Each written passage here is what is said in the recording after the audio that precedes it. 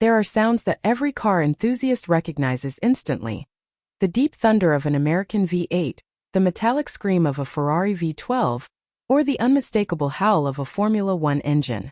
And then there is another sound, one so strange that even today many people struggle to believe it comes from a car. It doesn't roar like a muscle car, nor does it sing like an Italian supercar. Instead, it produces a sharp, almost mechanical scream that climbs endlessly through the rev range until it feels less like an engine and more like a machine defying the laws of physics. For millions of enthusiasts around the world, that sound means only one thing: Mazda. But what if I told you that this sound should never have existed? That the engine responsible for it was considered impossible long before it reached production? That some of the biggest names in the automotive industry invested fortunes trying to make it work, only to abandon the project after years of frustration? Mercedes-Benz walked away. General Motors lost interest. Citroën eventually admitted defeat. One after another, the world's largest manufacturers reached the same conclusion. The rotary engine was simply too flawed to have a future. Only one company refused to accept that verdict. It wasn't an industry giant with unlimited resources. It wasn't a prestigious European manufacturer with decades of engineering dominance. It was a relatively small Japanese company from Hiroshima that was still searching for its place in the automotive world. While everyone else saw an expensive failure, Mazda saw an opportunity unlike any other. Betting on the rotary engine wasn't just a technological decision. It was a gamble that would define the company's identity for generations. That single decision would give birth to some of the most iconic sports cars ever built. It would lead Mazda to achieve one of the greatest victories in motorsport history, a triumph that nobody thought possible. Yet the same obsession would also bring years of financial pressure, engineering nightmares, and constant criticism. The rotary engine was never simply another powertrain.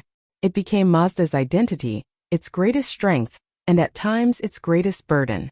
To understand why Mazda was willing to risk everything on an engine that the rest of the world had abandoned, we need to travel back to post-war Europe, to a time when the automotive industry believed it had already found the perfect formula. Every year, engines became more powerful, more refined, and more reliable. Manufacturers competed to improve the traditional piston engine, convinced that the future lay in perfecting an existing concept, rather than replacing it. But somewhere in Germany, one engineer refused to follow that logic. Instead of asking how piston engines could become better, he asked a far more radical question: what if pistons themselves were the problem? His name was Felix Wankel. While most engineers accepted the violent movement of pistons as an unavoidable part of combustion, Wankel believed there had to be a more elegant solution. Traditional engines depended on heavy components constantly changing direction thousands of times every minute. Pistons moved up and down, connecting rods transferred enormous forces, crankshafts converted that motion into rotation, and friction stole valuable energy at every stage. To the industry, this complexity was simply the price of making an engine work. Wankel believed it was a flaw waiting to be solved. His answer was unlike anything the automotive world had ever seen. Instead of pistons, he imagined a triangular rotor spinning smoothly inside a specially shaped housing. As it rotated, the engine naturally completed the 4 stages of combustion: intake, compression, combustion, and exhaust, in one continuous motion. The design promised fewer moving parts, remarkable smoothness, compact dimensions, and the ability to rev far higher than conventional engines. On paper, it looked like the future. The automotive industry was fascinated. Manufacturers across Europe and America rushed to acquire licenses, convinced they were witnessing the next great revolution in engine design. Mercedes-Benz invested heavily. General Motors launched research programs. Citroën joined the race, as did several other manufacturers that believed the age of the piston engine was coming to an end. For a brief moment, it seemed inevitable that the rotary engine would redefine the automobile. But history has a habit of exposing the difference between a brilliant idea and a successful machine. The closer engineers came to turning Wankel's dream into reality, the more they discovered that perfection on paper often collapses in the real world. The problem wasn't that Felix Wankel's invention lacked brilliance. Quite the opposite. It was so revolutionary that it challenged decades of engineering principles. The problem was that reality proved far less forgiving than theory. As prototypes accumulated thousands of miles, engineers began discovering flaws that no blueprint had predicted. The apex seals, small metal strips located at the tips of the triangular rotor, struggled to maintain a perfect seal against the engine housing. Even microscopic wear could reduce compression, rob the engine of power, increase oil consumption, and ultimately shorten its lifespan. Solving one issue often created another, and every improvement seemed to reveal a new weakness hiding beneath the surface. Despite years of development, confidence slowly began to fade.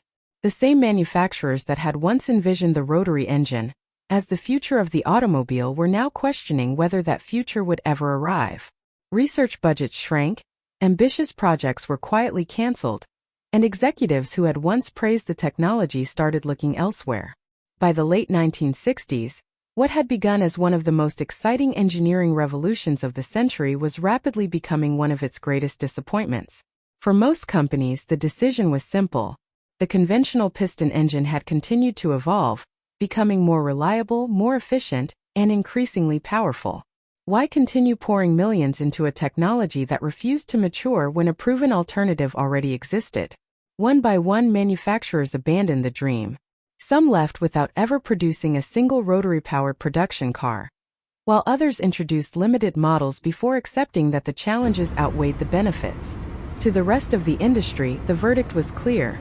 The rotary engine was an elegant idea that simply belonged in engineering textbooks rather than on public roads. Halfway across the world, however, the situation looked very different. In Japan, Mazda was still a young manufacturer trying to establish itself in an industry dominated by much larger competitors.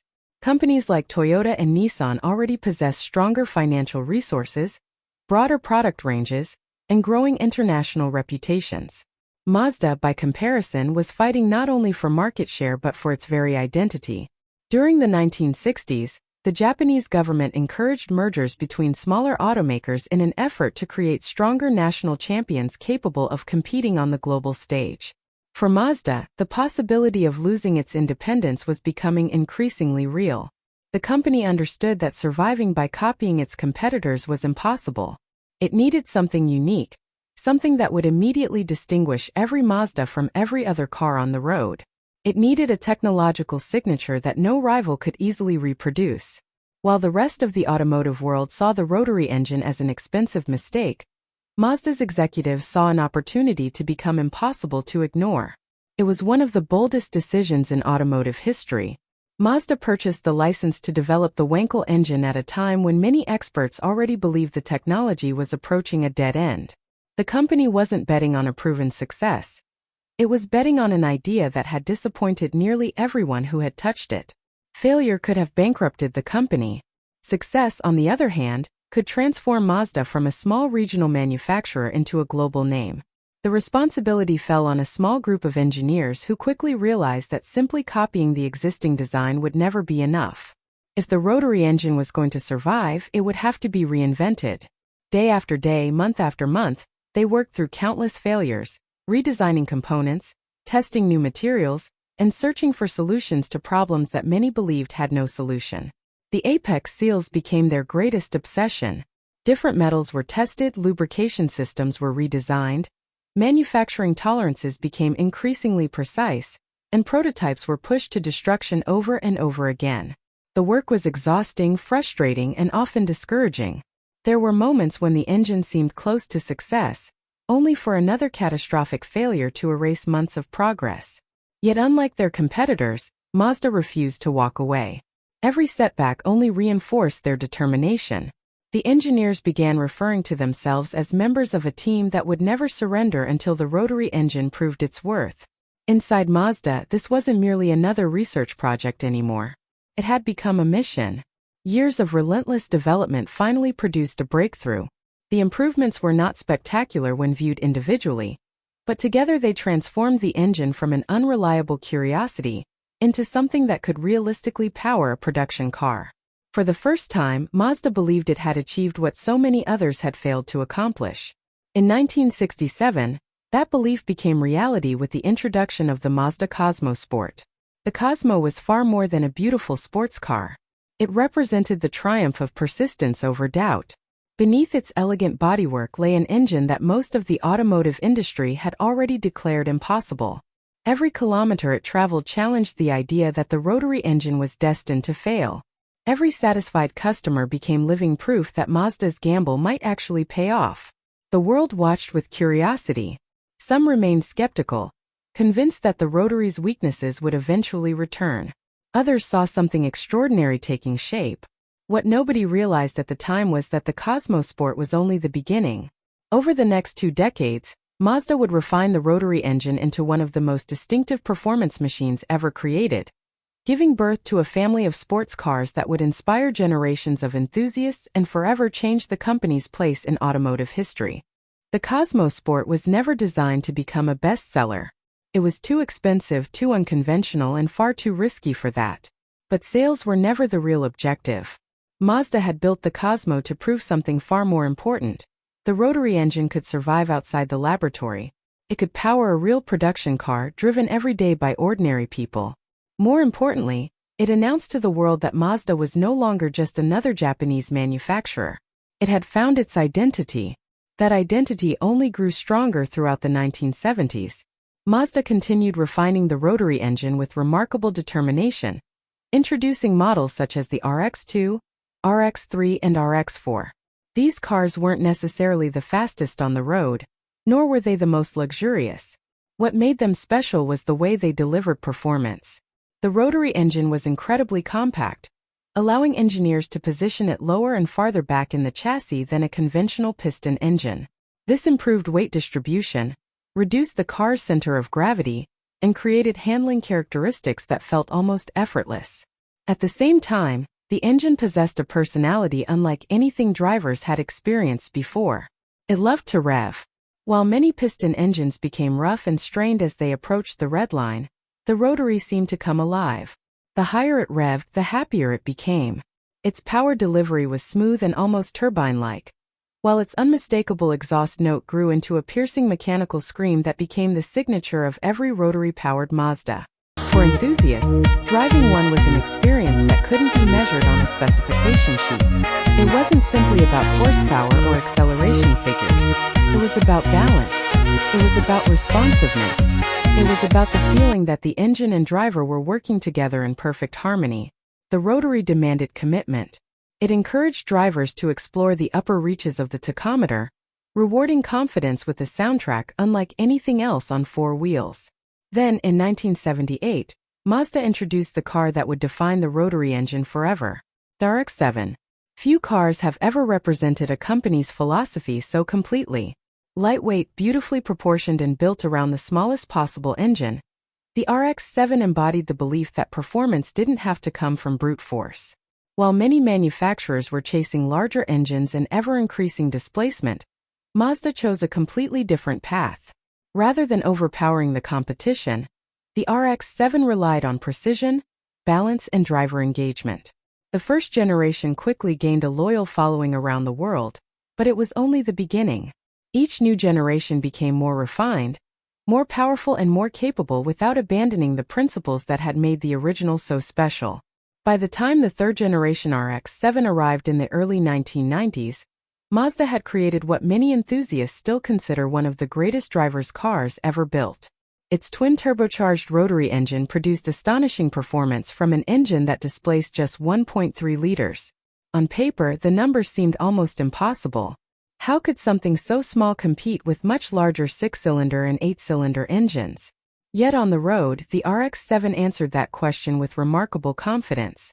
It accelerated with urgency, changed direction with incredible agility, and delivered an emotional driving experience that few rivals could match. By now, Mazda had become synonymous with the rotary engine. The company had achieved exactly what it had hoped for decades earlier. Mention Mazda anywhere in the world, and enthusiasts immediately thought of high-revving sports cars and that unforgettable sound. The gamble that once threatened the company's survival had become its greatest competitive advantage. But Mazda's ambitions stretched far beyond public roads. Building exciting sports cars was no longer enough. If the rotary engine truly deserved its place in automotive history, it needed to prove itself under the most demanding conditions imaginable. It needed to defeat the world's greatest manufacturers on the biggest stage in motorsport. That stage was the 24 Hours of Le Mans. No race tests a car more severely. For 24 relentless hours, engines run at full throttle, brakes glow red with heat, transmissions endure endless punishment, and every mechanical component is pushed to its absolute limit. Speed alone is never enough. Reliability is just as important. A single failure, no matter how small, can erase an entire year of preparation. For decades, Le Mans had been dominated by legendary names: Ferrari, Porsche, Jaguar, Mercedes-Benz. Winning this race meant far more than collecting another trophy. It meant proving that your engineering was the finest in the world. Mazda first entered Le Mans in the 1970s, full of hope but painfully short on experience. Year after year, the company returned with improved cars and renewed determination. Sometimes they lacked speed. Sometimes reliability let them down. Sometimes the competition was simply too strong. Every defeat taught valuable lessons, but each one also reinforced a growing belief among critics that the rotary engine would never conquer endurance racing. The irony was impossible to ignore. The very characteristics that made the rotary so exciting, its ability to rev freely and produce extraordinary power from a compact package, also raised questions about whether it could survive 24 hours of relentless punishment. Many experts believe that asking a rotary engine to win Le Mans was like asking a sprinter to complete a marathon. Mazda refused to accept that comparison. Instead of abandoning the dream, its engineers worked even harder, convinced that the same persistence which had transformed the rotary into a successful road engine could one day transform it into a world champion. They weren't simply building another racing car anymore. They were preparing to challenge history itself. By the end of the 1980s, Mazda had spent nearly 2 decades chasing a dream that most people believed was impossible. The company had built remarkable sports cars, earned the respect of enthusiasts around the world, and continuously refined an engine that many experts had already written off. But one challenge remained unfinished: Le Mans. Every engineer at Mazda understood what victory there would mean. It wasn't simply another race. It was the ultimate validation of everything they had fought for since the 1960s. If a rotary engine could survive 24 hours of relentless punishment against the greatest manufacturers on Earth, nobody would ever be able to say that the technology was a failure again. For the 1991 season, Mazda arrived with its most ambitious machine yet, the 787B. At first glance, it looked like any other Group C prototype. Low, wide, covered in aerodynamic curves and painted in the now iconic orange and green renowned livery, it blended into a grid filled with engineering masterpieces from Mercedes-Benz, Jaguar, Peugeot, and Porsche. But beneath its carbon fiber bodywork was something no other manufacturer dared to bring: a naturally aspirated 4-rotor engine. Known internally as the R26B, it displaced just 2.6 liters yet produced around 700 horsepower at nearly 9,000 revolutions per minute. More impressive than its numbers was its character. Without pistons changing direction thousands of times every minute, the engine revved with extraordinary smoothness, producing a sound unlike anything motorsport had ever heard. Spectators described it as a cross between a Formula One car and a fighter jet. Even today, decades later, many consider it the greatest engine note in racing history. Yet beautiful sounds don't win endurance races. Reliability does. And despite years of development, very few people believed the rotary would survive. The favorites were the factory-backed Mercedes-Benz team and the dominant Jaguars and Peugeots. Their budgets dwarfed Mazda's. Their reputations were unmatched. Compared to them, Mazda still looked like the outsider. When the green flag dropped on the afternoon of June 22, 1991, the goal wasn't necessarily to win. The team simply wanted to remain competitive, avoid mistakes, and stay in contention while others pushed harder. Hour after hour, the race unfolded exactly as endurance racing always does. Cars that looked unbeatable began suffering mechanical failures. Gearboxes broke. Engines overheated. Electrical systems failed. Pit crews rushed from one crisis to another. Meanwhile, the orange and green Mazda kept circulating. Lap after lap. Hour after hour. Its 4-rotor engine continued screaming down the Mulsanne straight with almost hypnotic consistency. While rivals searched for ultimate speed, Mazda focused on discipline. Every pit stop was carefully executed. Drivers resisted the temptation to overdrive the car. The engineers had spent years improving durability, And now those countless hours inside laboratories and test facilities were quietly paying dividends. As darkness fell over Circuit de la Sarthe, the race entered its most demanding phase. Fatigue became the greatest enemy. Drivers fought exhaustion. Mechanics worked with almost no rest. Every unusual vibration, every unexpected sound, had the potential to end years of preparation in an instant. Still, the 787B refused to give in. When sunrise arrived, something remarkable had happened. Many of the favorites were gone. Others had fallen far behind. Suddenly, the impossible no longer seemed impossible. Mazda wasn't chasing the leaders anymore. Mazda was the leader. Inside the garage, nobody dared celebrate. There were still hours remaining, and Le Mans had broken too many dreams in its final moments. Engineers watched every piece of telemetry with quiet anxiety, listening carefully to every radio transmission. The car was performing exactly as it should, but everyone knew that 24 hours is an eternity in motorsport. Then came the final hour. The tension was almost unbearable. Every lap felt longer than the last. Every corner seemed capable of changing history. Across the circuit, spectators began to realize they were witnessing something extraordinary. The underdog from Hiroshima, the company that had built its reputation around an engine everyone else had abandoned, was about to achieve what the giants of the industry believed impossible.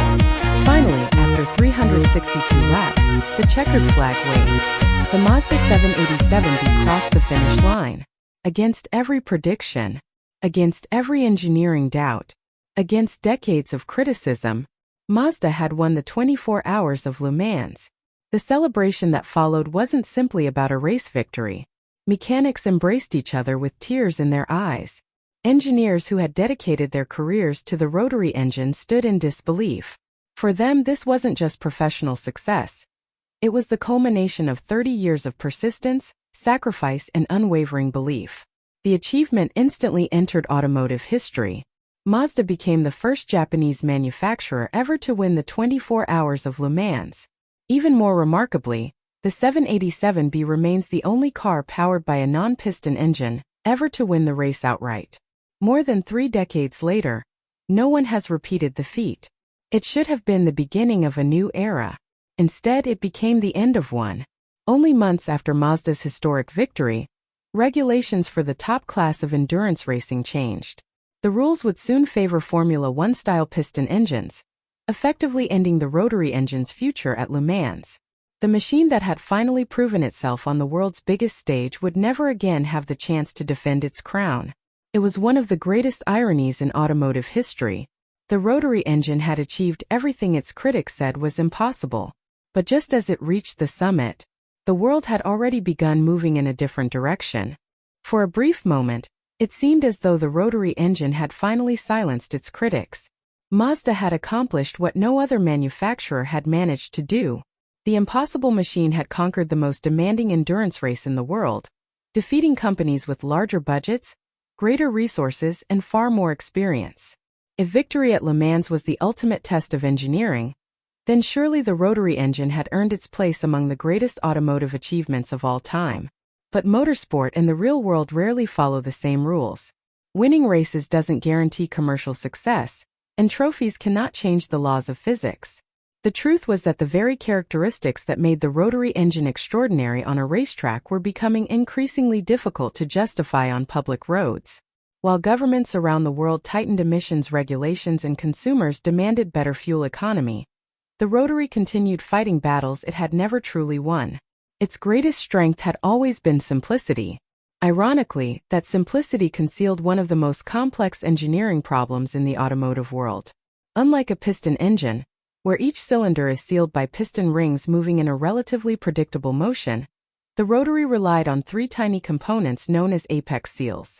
Positioned at the corners of the triangular rotor, these seals had one impossible task: maintaining perfect compression while constantly sliding across the inner surface of the engine housing at extremely high speeds.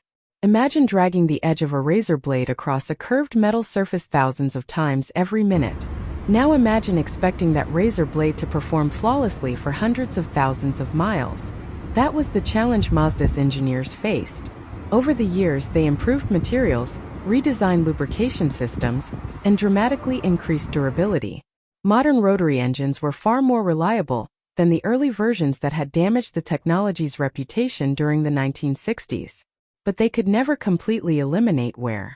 Eventually, every rotary owner learned the same lesson. Compression would slowly begin to disappear.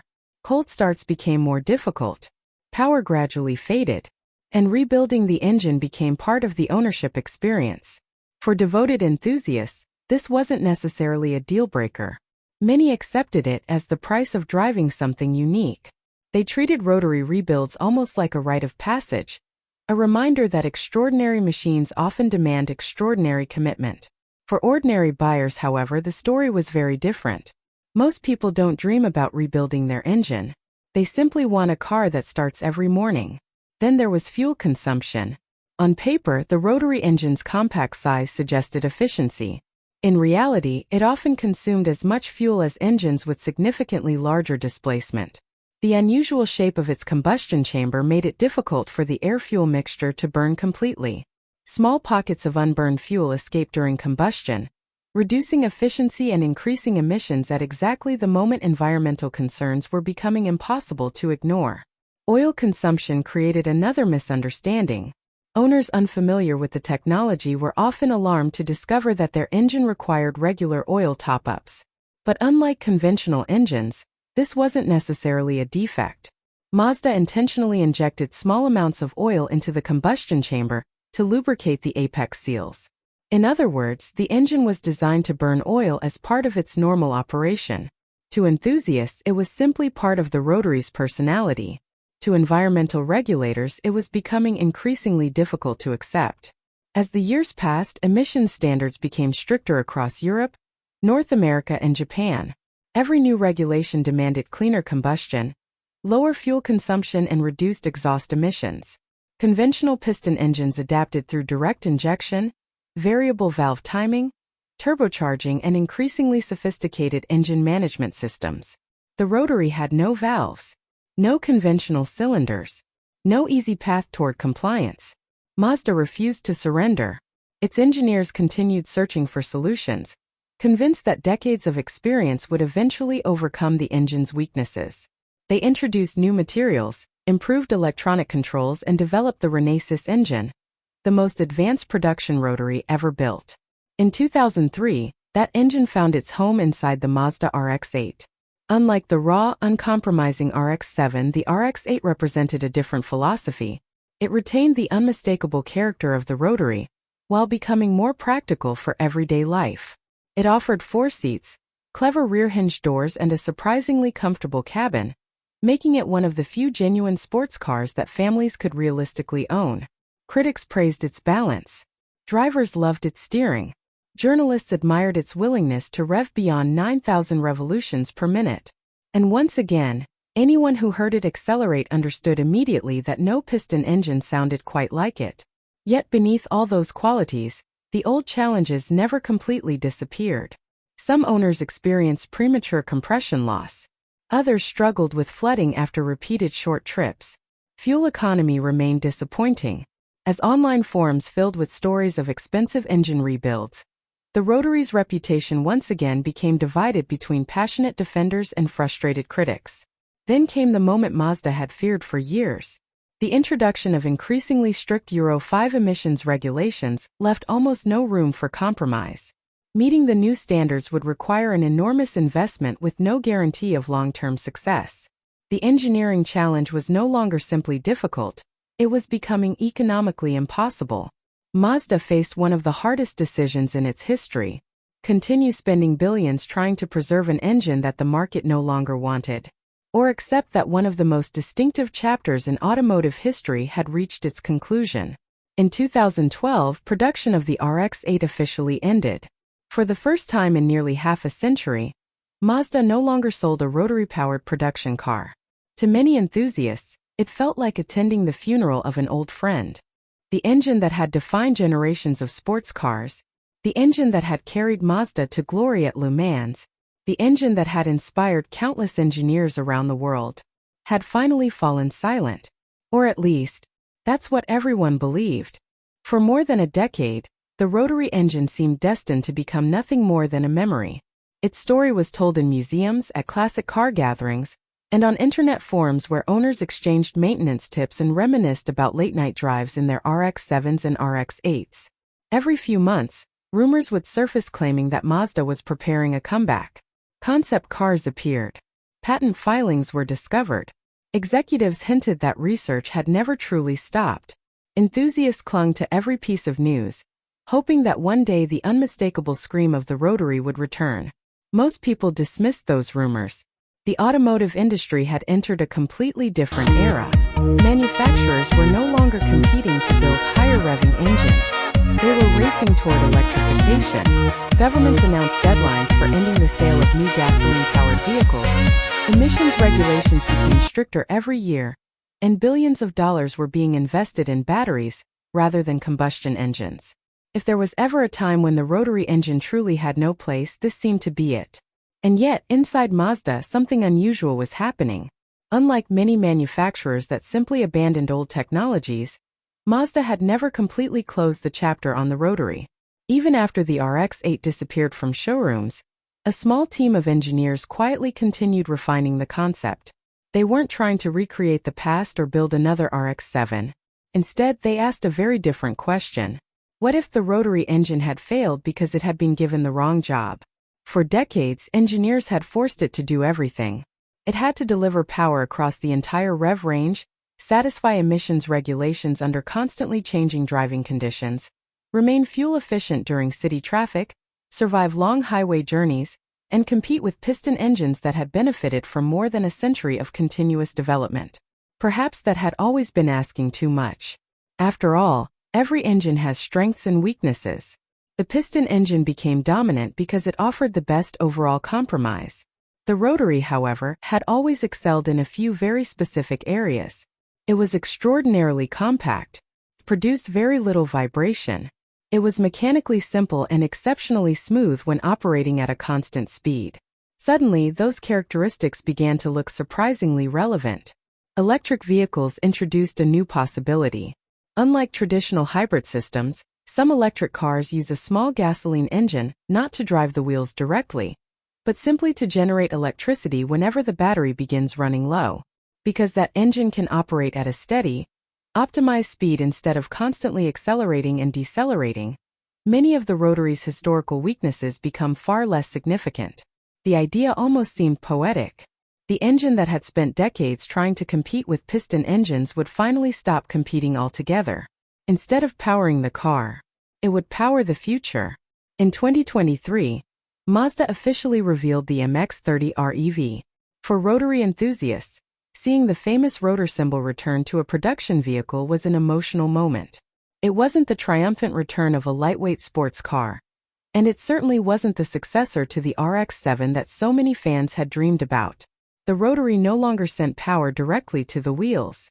That responsibility belonged entirely to the electric motor. Hidden beneath the bodywork, a compact single-rotor engine quietly generated electricity whenever the battery needed assistance. Most drivers would rarely notice when it started. There was no dramatic climb toward 9,000 revolutions per minute, no unforgettable scream echoing through a mountain road. Instead, the rotary worked almost invisibly, doing exactly what it had always done best, running smoothly, compactly, and efficiently within a narrow operating range. For some enthusiasts, it felt bittersweet. The rebellious engine that once challenged Ferrari, Porsche, and Mercedes on racetracks around the world had become a generator. Others saw something entirely different. They saw survival. Because history is filled with brilliant inventions that disappeared forever once they became obsolete. The rotary engine didn't disappear. It adapted. And perhaps that has always been Mazda's greatest strength. The company never tried to convince the world that the rotary was perfect. Its engineers understood its flaws better than anyone. They knew the maintenance demands. They knew the fuel consumption. They knew the emissions challenges. Yet they also understood something equally important. Not every innovation deserves to be judged solely by efficiency. Some deserve to be remembered for the courage they represent. The rotary engine never became the dominant engine of the automotive world. It never replaced the piston engine. It never fulfilled the ambitious predictions made when Felix Wankel first unveiled his extraordinary idea. But perhaps those predictions missed the point. Because success isn't always measured by how many people copy your invention. Sometimes success is measured by how deeply you inspire those who encounter it. More than 60 years after Mazda first embraced the rotary, enthusiasts still restore RX-7s with extraordinary care. Mechanics continue rebuilding engines that many manufacturers would have abandoned decades ago. Young engineers still study the Wankel engine, fascinated by its elegance and originality. And whenever a Mazda 787B starts its four-rotor engine at a historic racing event, crowds instinctively stop what they're doing. Not because it's the fastest car ever built. Not because it's the most powerful. But because they know they're listening to something that should never have existed. The rotary engine was never the easiest solution. It was never the cheapest. It was never the most practical. It was simply one of the bravest engineering ideas the automotive world has ever seen. And perhaps that's why its story continues to resonate long after many supposedly better engines have been forgotten. Mazda didn't change the world by building the perfect engine. It changed the world by refusing to give up on an imperfect one. Maybe that's the true legacy of the rotary. Not perfection. Persistence. So now we'd like to hear from you. If Mazda announced tomorrow that a brand new rotary-powered RX-7 was returning to production, knowing everything we've discussed, its incredible character, its unforgettable sound, but also its maintenance demands and compromises, would you buy one? Let us know in the comments below. And if you enjoyed this story, don't forget to subscribe to Car Evolution, where we explore the machines, the people, and the engineering decisions that changed automotive history forever.